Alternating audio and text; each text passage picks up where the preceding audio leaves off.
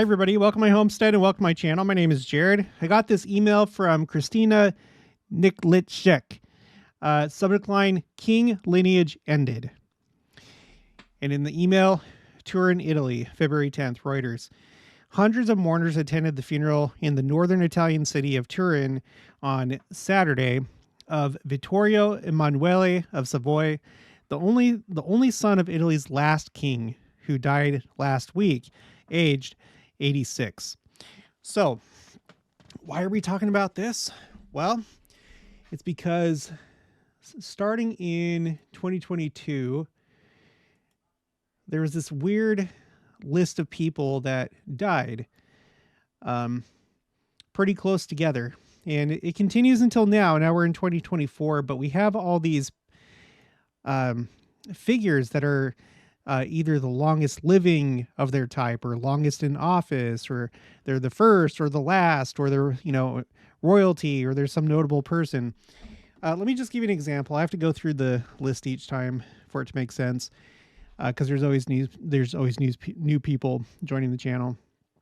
Okay, so the first one on this list was July 8th, 2022, when Shinzo Abe was assassinated. And he was Japan's longest serving prime minister. Okay, so that's why, here, I better freeze this row right here so you can keep track. Okay, so that's why I have the X for longest in office. Japan's longest serving prime minister. Okay, next one, the Soviet Union. Mikhail Gorbachev, the longest living leader of the Soviet Union, died on August 30th, 2022, at the age of 91. Okay, Soviet Union. So you see how this is going. Now, I know some of you don't think this way. You don't think it means anything. That's fine. Just please be respectful. I don't need any rude comments. There's those of us that think it means something, that it's symbolic. And the symbol here is simply, you have these leaders or icons of countries, empires, whatever, that represent their country. So in the case of Shinzo Abe, he represents Japan, longest serving prime minister. And so it's a symbol.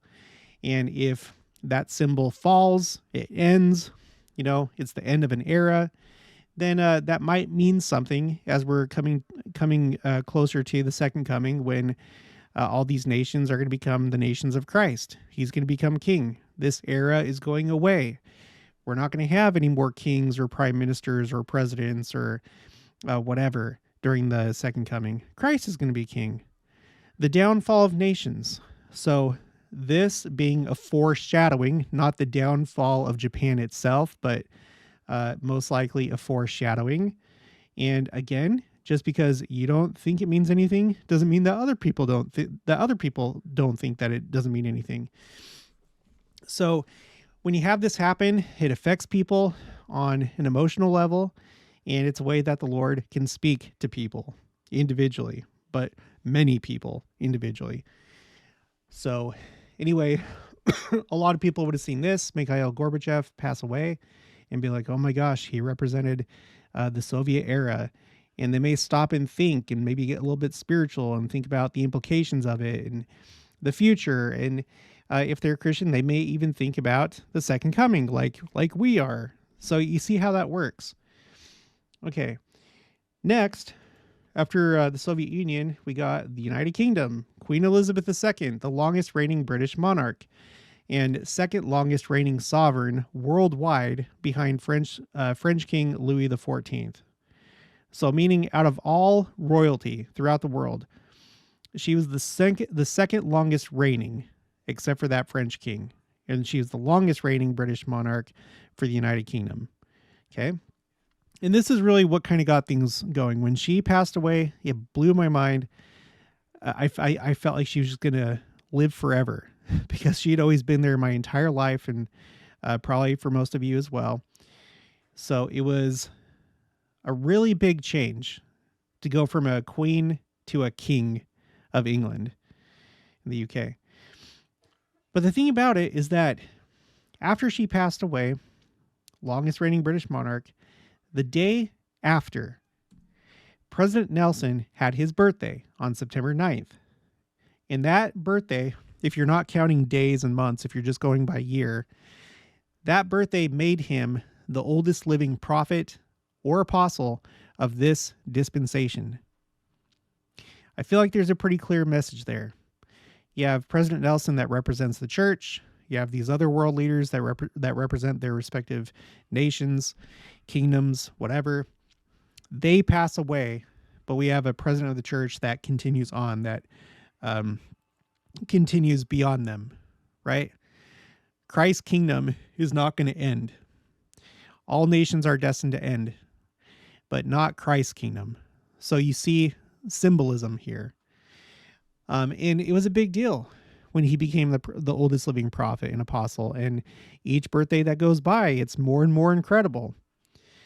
It seems like the Lord is speaking to many people through his age. Next up, we have China. Jiang Zemin, or however you pronounce that, longest living president of China and leader of the Chinese Communist Party. Passes away, 96, November 30th. In December, we have Abigail Kawananakoa. She was known as the last Hawaiian princess because Hawaii did have a royal family. And she's the last one, or at least that's what the article said that we read. She passed away. So, excuse me. So she represents an era.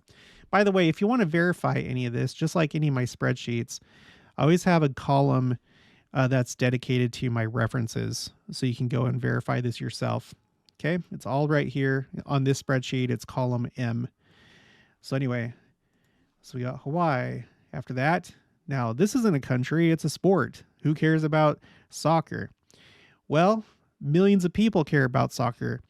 In fact, millions of people care about soccer more than they do their own country. It might as well be their country. It might as well be their religion. So we have the king of soccer, also known as Pele, or Edson Arantes do Nascimento. He died, the king of soccer. In this same era where we're seeing all these notable figures from very notable countries and areas pass away, he joins them, right? Again, it's idolatry. People that put sports above other things, where it is essentially their religion, what they live for, it's idolatry. So the unofficial king of soccer, he passes away during this time. And then on December 31st, New Year's Eve, Pope Emeritus Benedict, the 16th, he was the longest living pope of all time. He passed away. That's saying something. The longest living pope of all time. The Catholic Church has been around for a minute, right? So he passes away, and it's on New Year's Eve. I still don't know what that means, but I don't think that's coincidence. I don't think many things are. It's like he wasn't allowed to move on into the next year for some reason. And the next year saw potentially the start of this final war in Israel. We don't know yet, but it could have been. I guess we'll see. Okay, so now we're in the new year, 2023. Constantine II, the last king of Greece, passes away at age 82. He was in exile, I think, most of his life, but he was officially the last king of Greece. After that, we have Lisa Marie Presley, Princess of Rock, because Elvis was the king of rock. Again, another form of potential idolatry, putting things above God. And then, okay, so 17 days after the longest living pope of all time passes away, we have the longest living nun of all time pass away, Lucille Randon of France. 118 years, 340 days. She passes away after the longest living pope. You can't tell me that that's coincidence. And you look at all this, we still have more to go through. You look at all this, and sometimes what really highlights a sign in my mind is when it's unlikely or it's hard to replicate. And all these things are like this combination of people and deaths. It's going to be really hard to duplicate this anytime in the near future. I doubt that there's ever going to be a Soviet Union again, for example. It's going to be really hard to have another British monarch that serves longer than Queen Elizabeth II. I think you're going to be waiting a very long time to see that again. You understand what I'm saying? It's very unlikely that we see this kind of thing happen again. That's what makes it stand out. All right, next, Tina Turner, the queen of rock and roll. May 24th. Okay, here we are in September 28th of 2023. Dianne Feinstein, or Feinstein, I think they pronounce it. I don't know. The longest serving woman in U.S. Senate history. So now we're to the United States. And if this whole thing, this interpretation of these deaths is correct, that's probably not a good sign. Even though the United States has gone the way of wickedness, it's not as wholesome, as righteous as maybe it once was. You think that, and because it's the most powerful country in the world, even to this day, you might think that the Lord would, in this series of deaths, reserve the United States for last. So in this case, we're talking about not the President of the United States, but we're talking about the Senate, which would be the legislative branch of government, right? Move on. Now we have Henry Kissinger, died at the age of 100. He was not the longest living, longest in office, first or last, and he wasn't royalty, but he was definitely notable. And you could see him as representing the executive branch in some way. Well, because that falls under the executive branch, the Secretary of State. But according to New York Times, they said he was the most powerful Secretary of State in the post-World War II era. Everybody knows him, obviously. So I wanted to put him on this list because he definitely represented an era, and now he's gone. The next one, here we are again. It's the United States. So we're talking about September, November, December, okay? So December 1st, Sandra Day O'Connor, first woman to serve as a Supreme Court justice. So now we're talking about the judicial branch. Now they have somebody that passed away. She was the first, okay? First female. Next one. Oh, now we're at the European Union. Jacques Delors, the quote-unquote architect of modern European Union, longest-serving European Commission president. We're hitting up all the major powers and all the historic powers, like Greece. But in this case, the entirety of Europe, or at least the nations that are in the European Union. Next. Okay, now we're in 2024, January 14th. Now, this one was not a death, but this is notable. You have Queen Margaret II. She was the longest sitting monarch in Denmark's history. She abdicated the throne.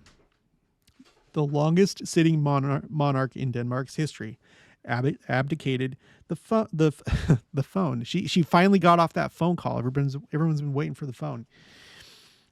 She's off the throne, right?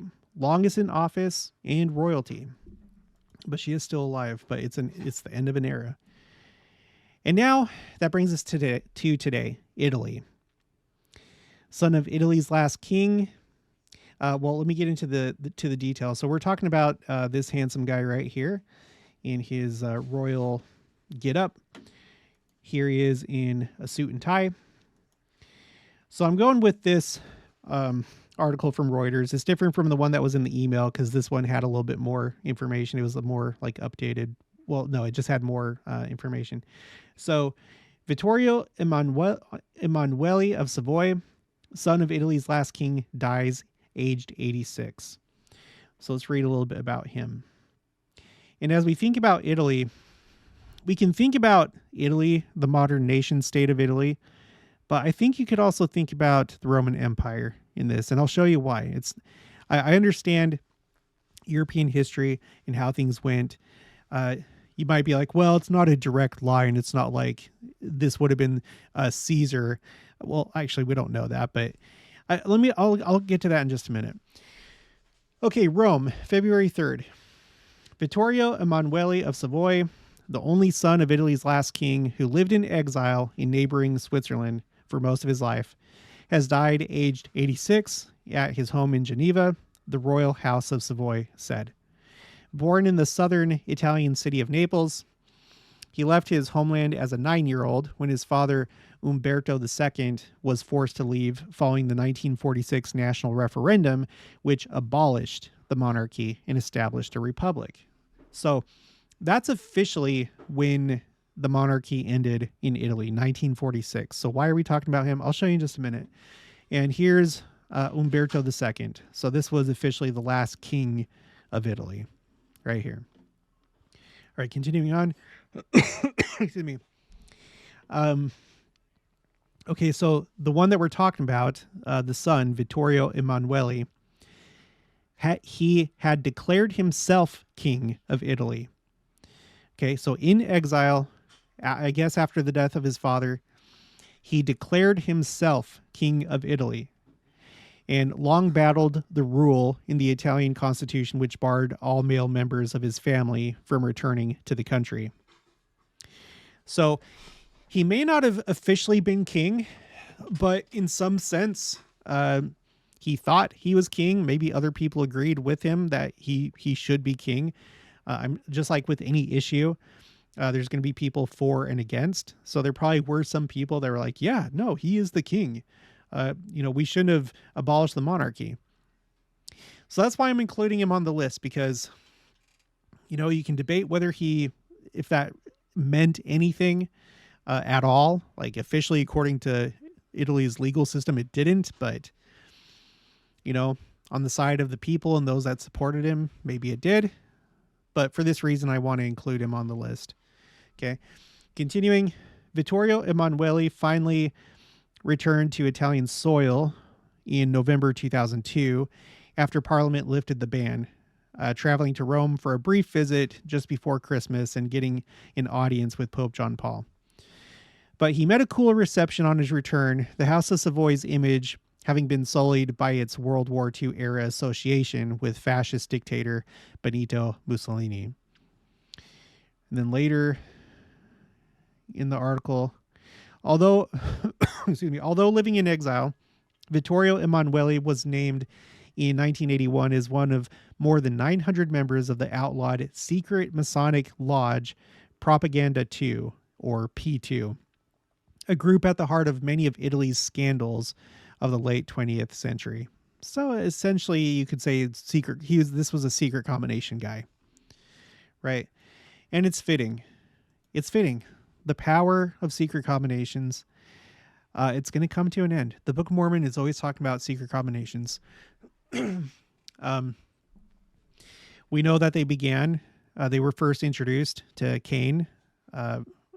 Satan revealed secret combinations to him, and they've been in the world ever since. I think there's been many different schools, many different groups, organizations. I don't necessarily view them all as unified, although in one sense they are, because they would all be Satan inspired. So he pulls the strings ultimately. But anyway, it's perfect. A secret combination guy right here involved in this corruption. Okay, later it says his grandfather, King Victor Emmanuel III, abdicated in favor of his son Umberto just before the 1946 referendum in a final futile attempt to save the monarchy. But Vittorio Emanuel's parents, Umberto II and Maria Jose, ruled over Italy for just over a month before the family headed into its long exile. So that didn't last long, just under a month as King of Italy, his dad. This story has been corrected to fix the year of return to Italy to 2002, not 2022 in paragraph 4. Okay. Vittorio Emanuele is survived by his wife and his son, Emanuele Filiberto, who said in 2023 he would renounce his claim to the Italian throne in favor of his daughter, Vittoria, when he felt she was ready for the challenge. So I guess there's still a spark of hope in the family that something may change. But Emanuele's son doesn't want to try and go there. But if his daughter, whenever his daughter comes of age and if she's feeling up to it, then maybe she'll try and make a challenge. But it seems that the last one to officially believe he was king or declare himself king was Vittorio Emanuele that we're talking about right now. I guess we'll see what happens in the future.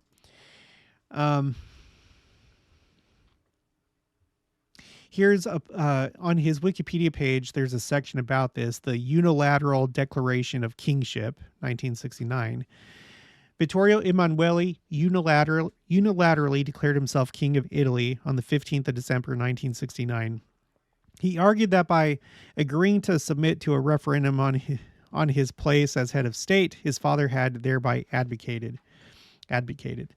Vittorio Emanuele took his action after his father allegedly called for Amedio, 5th Duke of Aosta, to visit him in Portugal to name him his heir. Okay, I guess I kind of missed that part. Under his self-assumed powers as King of Italy, Vittorio Emanuele conferred the title of Duchess of Sant'Anna di Valdieri on his then fiancée, Marina Doria. So he went as far as to do that. So, okay. Now, like I was saying, you could see this in a greater context of not just Italy in the modern nation state of Italy, but potentially going all the way back to the Roman Empire. Now, we all know, well, hopefully we all know, the way that the Roman Empire went. It actually started with kings, but then that monarchy was abolished and they adopted the Republic of Italy with senators, and later on in its history, you started having emperors of Rome that essentially returned them back to having kings again for all intents and purposes. But you had like these major periods during Roman history, and then it fell, right? Everybody knows that. Well, there are, there are different countries and entities that claim to be the revival of the Roman Empire. So we'll read about that just right here. The most enduring and significant claimants of continuation of the Roman Empire have been, and I've color-coded them, in the East, the Ottoman Empire and Russian Empire, which both claimed succession by the Byzantine Empire after 1453. You may know that the empire started with Rome, it expanded, and at a certain point, you essentially had two kind of like capital cities. You had Rome itself, but then you had, what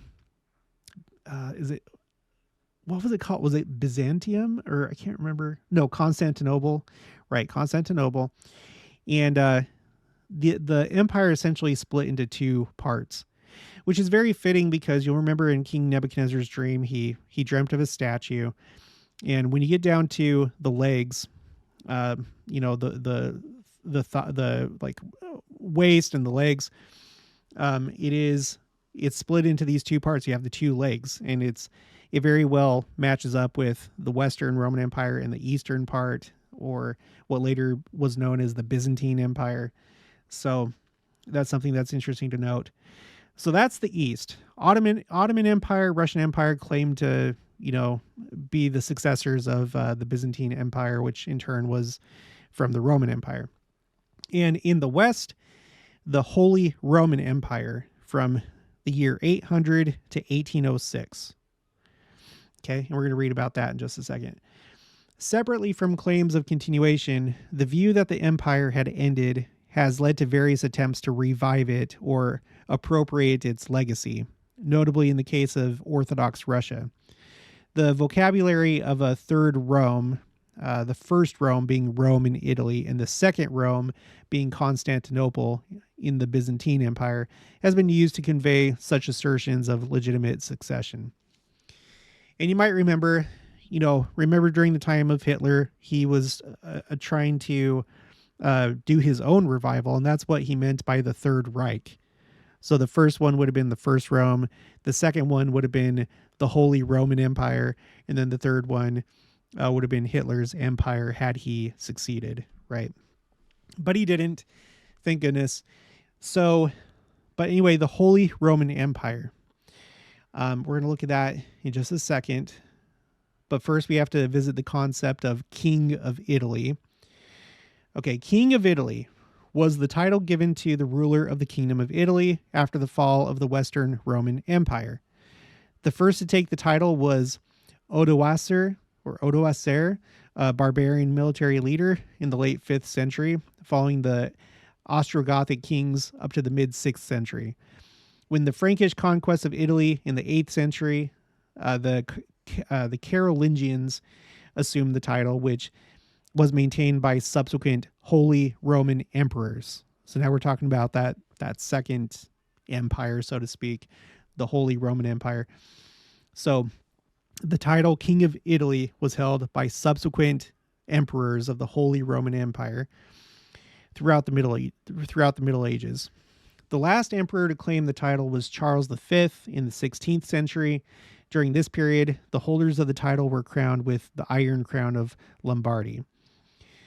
A Kingdom of Italy was restored in 1805 to 1814 with Napoleon as its only king, centered in northern Italy.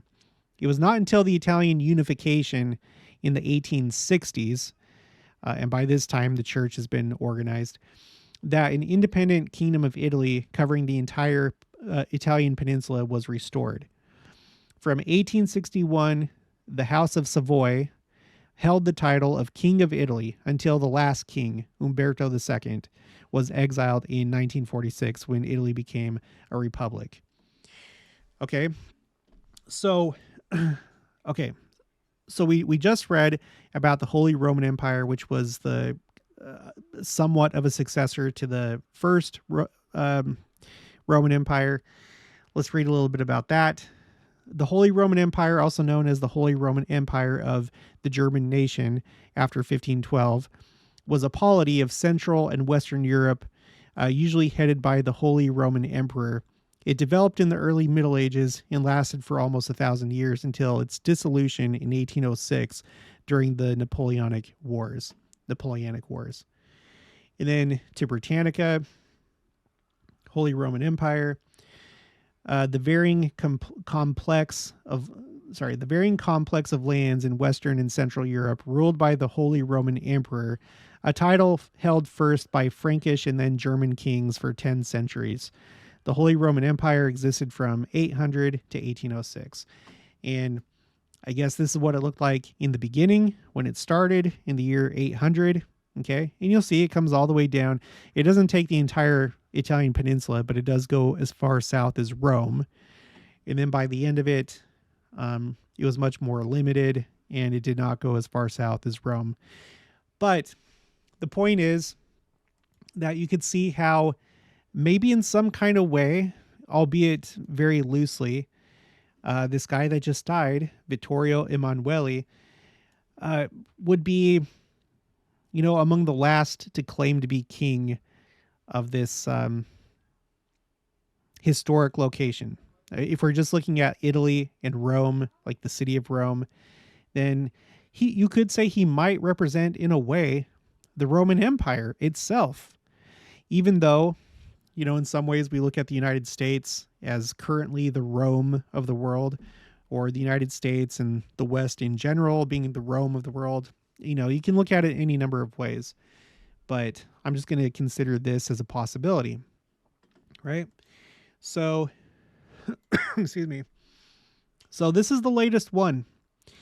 Now, the one that I'm waiting for is Jimmy Carter. Jimmy Carter is the longest living U.S. president. And he entered hospice care, I want to say it was February of last year. Let me just look that up really quick. Control F, Jimmy Carter. Yeah, February 18th. Oh, so just in a few days here, it's going to be exactly a year since he went into hospice care. What's interesting about him is he's just a little bit younger than President Nelson by just a few months. Let me look it up really quick. I should have looked this up. Jimmy Carter, Wikipedia. So President Nelson was born in September of 1924. Jimmy Carter. Oh, he was born just a month later in October. So him and President Nelson are very close in age. So Jimmy Carter, longest living U.S. president. He is still alive, but it's been almost exactly a year since he entered into hospice care. And the last time that I know of that he's been seen in public was this right here. This is an article from November of 2023. I don't remember the event. I covered it in another video. It's not important for this video, but you can see he's not really in good shape. He really is on his way out right now. So when he passes away and he joins this group of people right here, I feel like this list is going to be complete. And you'll hit up all the powerful nations of the world, like those that you would consider maybe the strongest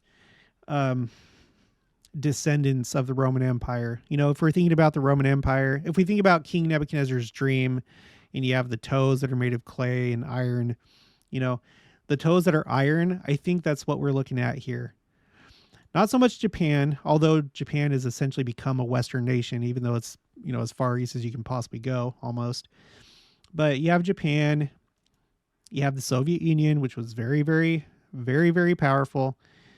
The United Kingdom has a long history. There was the British Empire for a while.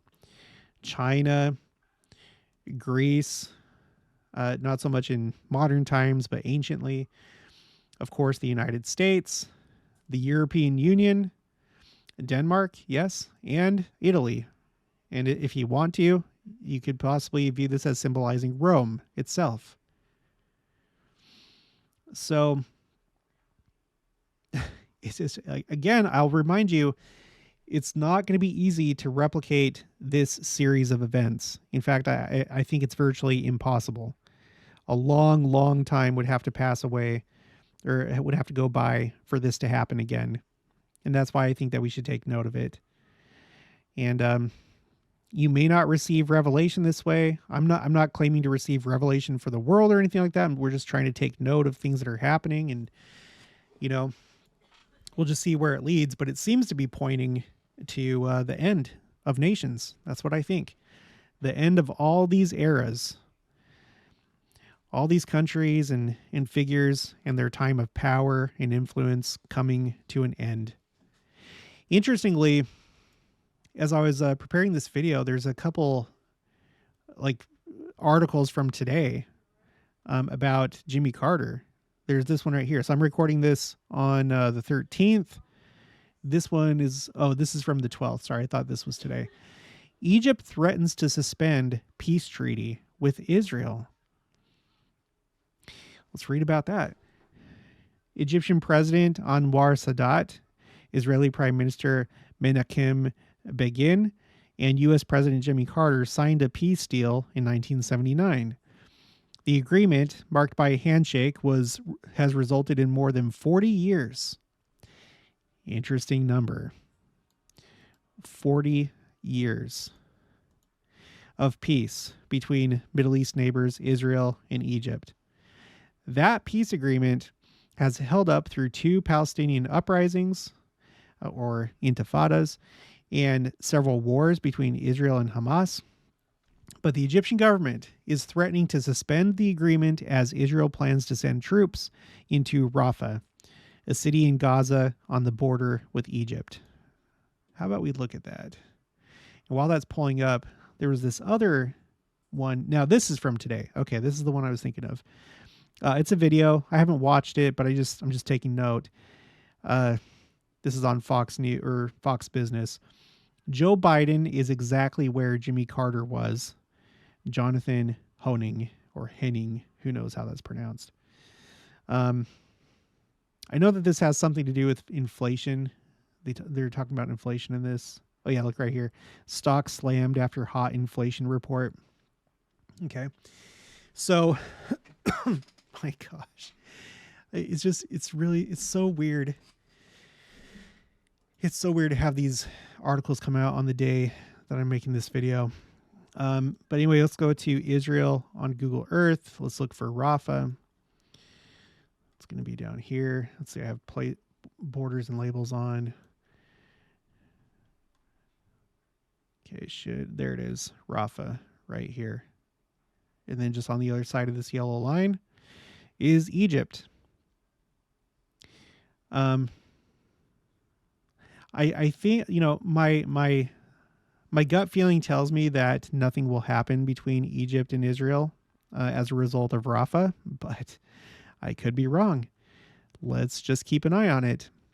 The region, things as things are escalating in this region. It's like every day, every month that goes by, there's some new escalation, some new player that's been added to this struggle.